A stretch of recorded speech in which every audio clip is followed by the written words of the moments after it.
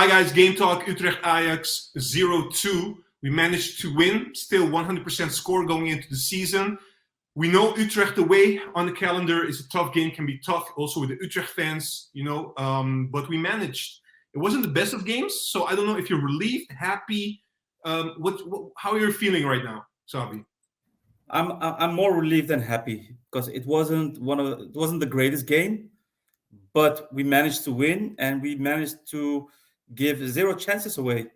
So yeah, we needed this. We needed this game badly. It's not because we won from one of the hated opponent or one of the toughest opponent that we normally play against. But it was also to get away a bit away from that negative attention on Anthony, etc. We could finally talk about football. Although news happened on Anthony, we could. I mean, we saw football, and that was the most important. And I saw a lot of positive things, but also a lot of negative things. So yeah, it was a decent game. Yeah, well, you touched upon a lot of things already. Let's stick with the game. We will touch upon Anthony in a bit. Yeah. Positive. Let's start with the positive. What were the positive things for you during the game? Yeah, I saw a lot of positive things. One of first, the Bassi Timber, very strong again. We got that center back. Perfect center back, man. They got speed, they got that aggressiveness. We saw Bassi coaching Timber a lot, just like Martinez did last season. So it feels like Martinez never left, so to say. The confidence boost is back again. Yeah. So that was one thing. I would say the only difference is Bassi has to be better on the ball because that's still a gap compared to Lisandro, right? Yeah, definitely. But in the air, of course, Bassi is apparently way He's stronger. good. No, I think defensively, yeah, what you're saying. I mean, this guy just came in defensively, and I also read a tweet from a Glasgow Rangers fan. He already said, the Rangers fan said, Bassi 2 games. Clean sheets, and when Bassi will play, so no, it looked very solid at the back, and also not only the two. I don't know if you agree with me, but also Alvarez up front. I was coming back to that as well. Right. I mean, just like I said, I have so many points, many positive points. Yeah. So the second point is we controlled the game. We gave 0 chances away. So that can be seen as really a really great thing because at the start of the season, we all thought we will concede a lot of goals. We will win with many goals by our attack because of our dangerous attack, but we will concede a lot. But if you've seen the last 2 games, nothing. Like just as I said, pure confidence on our defense. Thirdly, Broby, man, I love that guy. He looks more fit than ever. I mean, if you compare with last season, he looked way more fit. And all the players are also very sharp in their handling. They were really focused. So I like that a lot. And to come back to Alvarez, man, he was dominating in midfield. He gave so many progressive passes, forward passes, but he also kept it very simple.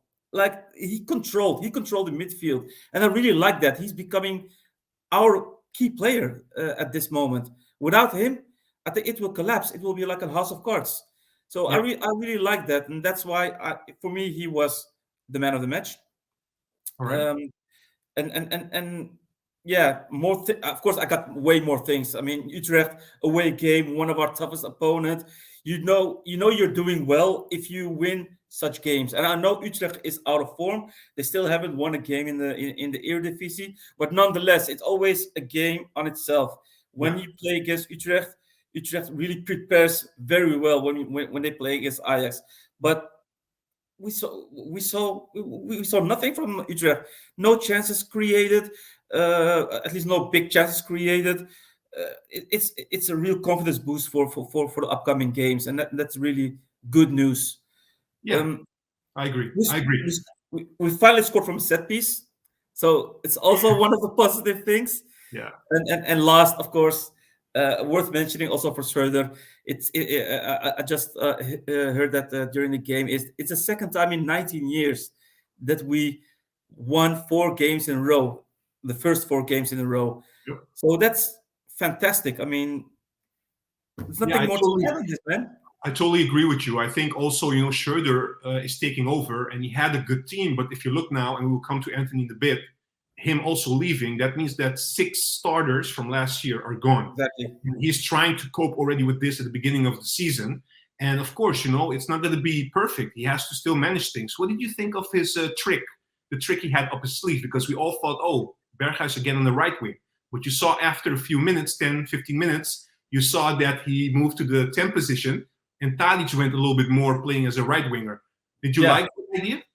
Yeah, I mean, I really liked it. At first, when I saw the lineup, I thought, man, Schroeder again. It gave me that Ten Hag vibe again, like never changing a team, never changing one of the veterans, never subbing one of the veterans. So I was really angry, pissed off. But when I saw the game, and I've seen that Berghuis went more to the midfield and Tadic to the right wing, I thought, okay, it's a good initiative. He went from a severe decline in quality, having Berghuis on the right side, going to a less severe decline in quality because Tadic on the right wing wasn't that great either. No, that's true. That's true. But we agree that Berghuis on the midfield is much better, right? Not only much, it is better, way better. Right wing should be a no-go from now on. All right. So we touched upon the positive things you mentioned, the lesser things that we have to work on, improvements. Oh, man. There were some few things indeed. I mean, if I have to look at the individuals themselves, Blind playing very poor again defensively. He had some great progressive passes, but he gives away too much space. He gives too much space for his opponents, his direct opponent, and he's so vulnerable when the ball is in the air. Too easy. He loses the ball too easy, and it was a poor performance. And maybe a lot of fans will hate me, but maybe it's you can say a small blessing that he went out because of hopefully a small injury, but that worked out way better when Bas came in, and I was really impressed with him when he came in. So that was one thing. So hopefully, I hope of course Blind won't be that severely injured, but we need to look at Vandal from now on and see how that goes, because we haven't seen that yet with Bassi and Wijndal on the left. So we need to check that. Negative wrench injury. I mean, not only wrench, a lot of injuries. Blind, wrench, perhaps Timber. So that was really bad, especially for wrench. He started to play well again these last couple of games, and then he gets bad luck again. Yeah, such a bad timing for him, and I feel really unfortunate for him. Sanchez did okay. I felt like he was on an island. Nobody really helped him out when he got the ball offensively. Nobody really came to get the ball. He didn't have any players around him to pass the ball. So that was really unfortunate, but I can't blame him. I can't judge him because it's his first game in an away game. So it's difficult for him. He needs a couple of games to see how he really copes with the team. What I found negative is that we didn't create a lot of chances. I mean, we didn't concede. We controlled the game. We dominated in possession, etc. But on the other hand, with our star attack, we didn't create a lot. And it can be worrisome, especially if we play against tougher opponents or in the Champions League. We need to create chances, and not only from set pieces, but really automated creating chances. And I saw that, not that much or not at all. We saw one great chance of Bergwijn, which was missed. Wow, it was a great attack. Yeah. So unfortunately, he didn't score that goal, but that's something that I would want to see. Really, such attacks, such attacking play, but we lacked that this game. As mentioned, Tadic on the right, it's not a fit, but according to Schroeder, he always needs to play. He played bad today, so in my view, he should have subbed earlier or subbed at all because he stayed on the pitch. So he needs to take some more. But we had a lot of injuries, so I think also he was forced. His hand was forced during the entire game to make changes. Yeah, I mean, but he left. He subbed Berghuis. He should. I mean, he could have changed. He could have let Berghuis on the pitch and sub Tadic, because he was playing way bad, more bad than the Berghuis, who played quite decent. So I have to say. Look, Sahbi, I want to ask you something, right? Yeah. We're moving a little bit to the, this is regarding the match. I have one more question, then we're moving a little bit to Anthony because there are news sure. Go ahead. Coming in. Look, we played Utrecht. It's still the beginning. We already touched upon the fact that Schreuder is trying to manage and create the better of the team. The chemistry has to go up, all these kind of things. We have one eredivisie game next week against Cambuur on Saturday, and then we already have our first Champions League game against Rangers. My question is, how are we? Do you see us growing into a Champions League level, or do you think there's still a lot of work to be done? It goes very slowly. I mean, we are progressing towards where we need to be, but it's not going that fast. And of course, you can't blame him. Looking at the players, you can't blame him indeed. Right? Anthony, with the Anthony situation, we don't know what will happen. He will probably get sold. What will happen to the right wing? Because he's still calculating, he's still managing, he's still thinking what would be the best solution. Because Anthony was a starter. He was basically the first name you would put on paper as a starter. So it's going to be very difficult. And I think Schreuder wants to play Tadic and Berghuis more often so they can gel, etc., etc. They can so they can get used to each other, or the team can get used to this.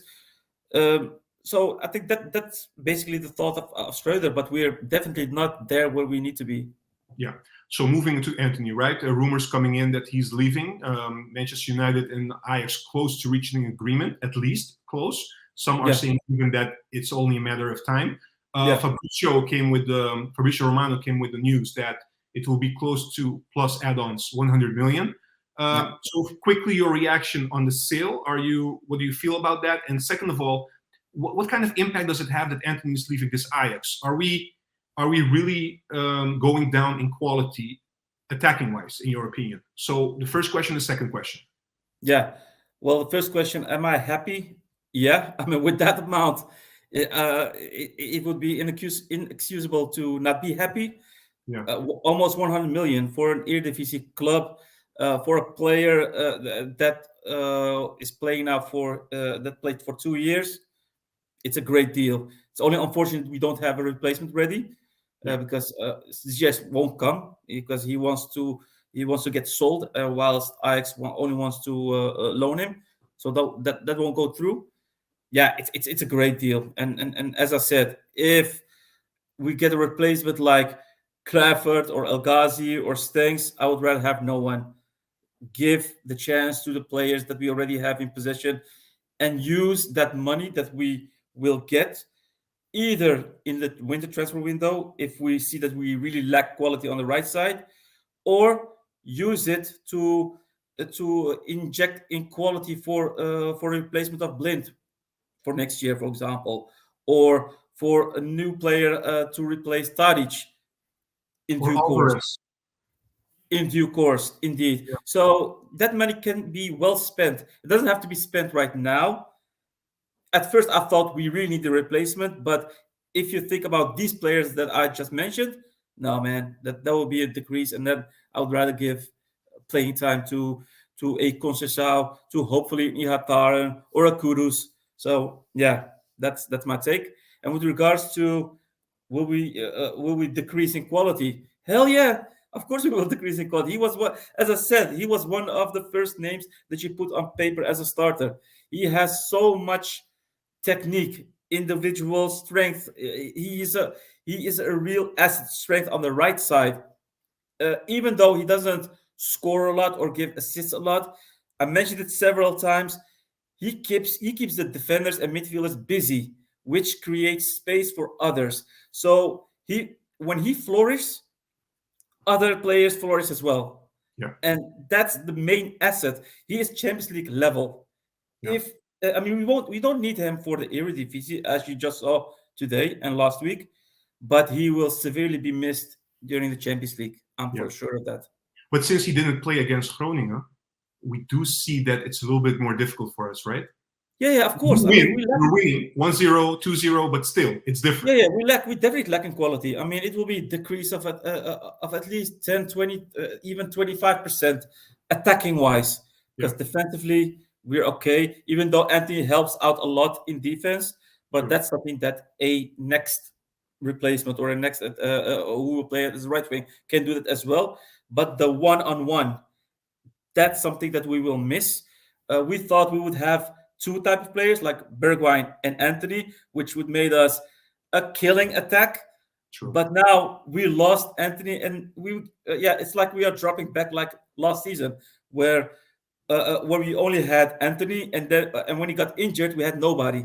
We lacked depth, we lacked speed, we lacked technique, etc., etc. So what will happen if Bergwijn get injured? It will be difficult. Yeah, So but honestly, we have this not only with Bergwijn, also a little bit. I feel like some players in our team, just quickly, some players in our team, if they fall back, if they get injured, we have Alvarez. a drop. You know, you're mentioning Bergwijn, Alvarez, Bassi, exactly. Timber, these kind of players. Exactly. So I really don't know how Kaplan will cope. Of course. So hopefully he can do well to replace him during the eredivisie games, etc. To give certain players a bit of rest, because we still need to rotate a bit more, taking into account the busy schedule, the World Cup coming, and so on. But yeah, Bergwijn missing or Alvarez missing or suspended or something like that, we might get in trouble. Yeah. How many gray hair did you get from the transfer window? Because it's only a few days now, and then we'll be done with it. I won't take off my hat, because you will see like a Richard Gere here or something like that. So no. Yeah. So look, a couple of things. In a few days, transfer window is shut. Then things can gel a little bit more. Schroeder has something to work with, and Champions League is around the corner. So a lot of things to look forward to. Let's see what will happen. Do we get a replacement, like you said, or do we just continue with what we have?